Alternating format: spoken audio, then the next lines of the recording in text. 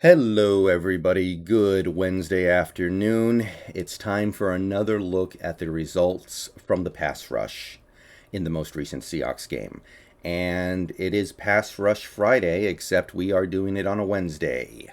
So it wasn't easy. It required some cobbling together of data, but I think I've managed to collect all the relevant statistics in time to crank out videos before tomorrow's game against the Rams. And I think we want all this stuff out of the way before we have to think about the huge game coming up in what is it now, like 28, 29 hours. So let's go ahead and look at how our pass rush performed against the Niners. And I do have some good news.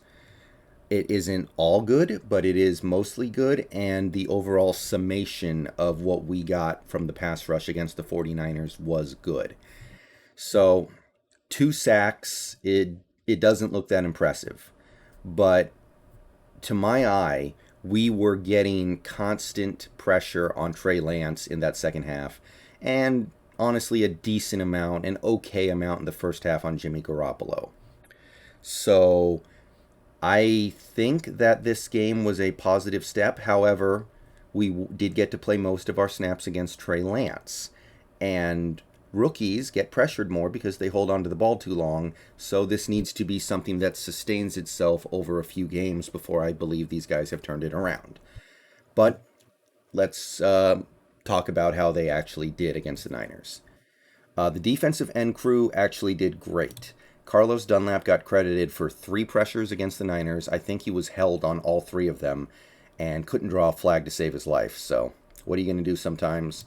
Alton Robinson got credited with 1 QB pressure. Mayowa did not play. Kerry Hyder got credited with 4, which I mean, I can kind of believe it because Trey Lance was constantly being harassed in that second half, but 4 is a lot. And if Kerry Hyder actually did manage to get 4 legitimate pressures on Trey Lance, then I got to give him huge props because he's not even necessarily here as a pure pass rusher. And Rasheem Green got credited for 2 pressures against the Niners. So we got 10 pressures from our defensive ends, not counting Darrell Taylor in that game. And the last 2 weeks, we hadn't gotten 10 pressures from the entire team. So strong, definitely very strong. And whatever is going wrong with this defense, whatever is going wrong with this team, whatever is going wrong with this free agency, what we did in free agency last year, seems like we hit the jackpot on the Kerry Hyder thing so far because he was a guy who was completely under my radar, been pretty good so far. Okay, now we go to defensive tackles, and more surprises here. Check this out. Poona Ford got 1 pressure against the Niners. That's fine, but look at this. Al Woods, the pure 1 tech, got credited with 3 QB pressures against the 49ers. 3. I didn't think he was going to get 3 the whole season. That's not his game. So I got to give huge props to Al Woods for chipping in such a way that in such a way that I was not expecting. Collier, nothing. Monet, nothing. Himdichi, nothing. Collier didn't play. Monet didn't play a lot. I don't know if he's still working his way back from injury or not, but he hasn't really done much since the first game where he really impressed me. And that's it from the defensive tackles. Now we go to the linebackers, and there's more good news here. So, Bobby Wagner, nothing. I don't know if he blitzed, but once the whole game. Jordan Brooks got credited with 2 QB pressures, including the sack that he got. So, I don't know where we go with Jordan Brooks from here. It seems to me that our best defense involves him being on the bench, and it seems to me that his greatest strength, stopping the run, is not even really manifesting itself, even if stopping the run was super important in the modern NFL, which I don't think that it is. But if he can develop some pass rush skills, and he now has 4 pressures over the last 2 games, maybe there's going to be some unexpected value there, and maybe there's some creative way to use him that wasn't even thinking about when we got him. So Jordan Brooks, 2 pressures in back-to-back games.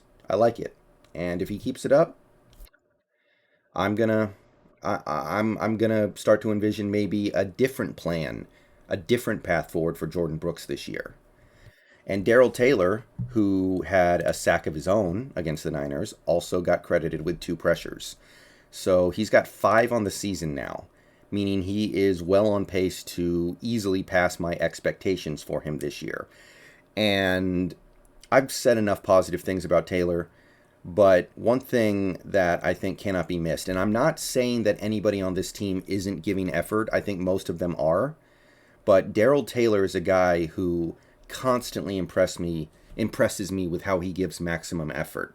And I'm so happy it's turning into real results. He's got 3 sacks now on the season on 5 pressures. Efficient. Barton, nothing. Ballore, nothing. Radigan, nothing. And that's it from the linebackers. So we've already gotten to 18 pressures just from that group. Now, that's all we got. As you can see, none of our cornerbacks got credited with any pressures, and neither did our safeties. The Jamal Adams thing is really starting to get weird. I know we're using him differently, and I respect that, but no QB pressures for Jamal Adams through 4 games. That's hard to believe that everything's going right there. It is a part of his game. It's a big part of his game. It's one of the skills that makes him special. And right now we're not getting anything out of it. Every time he blitzes, he just gets picked up and he doesn't really affect the play. So, I don't know. For this game, I'm fine with it because Jamal actually played really well against the Niners. He played great in coverage. He made some hard hits to break up passes. And I think Jamal mostly played very well, but this is weird. I can understand blitzing him less, although at this point I don't know if it's the best path forward for this team. But 0 QB pressures in 4 games? I don't know. But we did get to 18 total for the game, as I said. 18 total. This puts us back on track with flying colors. We're on pace to easily pass 200 now. So one really good game just re-racks the pool balls, I guess. So if you can keep that up going forward against better teams, against teams with better quarterbacks, then we can safely say that we're starting to trend in the right direction here. But as you can see, there's some inconsistency here. We've had 2 solid games from the pass rush and 2 pretty bad games. We've seen our defensive end group just not really have an impact on the pass rush in 2 of our 4 games this year. We've seen that we sometimes struggle to get any push from the interior. We had 1 QB pressure against the Vikings from the entire defensive tackle group. So there's some inconsistency here, and I don't know what needs to be done to address it, but I do feel that this core of pass rushers that we have should be able to consistently apply good to great pressure. And if they can't, then maybe we can get mad at the players, but I'm going to be getting mad at a couple other people who I think are more responsible for that. All right, I'm going to get out of here. Peace out. Go Hawks. That was your Pass Rush Friday on a Wednesday. And now we start really narrowing in on taking a look at this upcoming Rams game. See you guys later. We'll talk about it more. Go Hawks.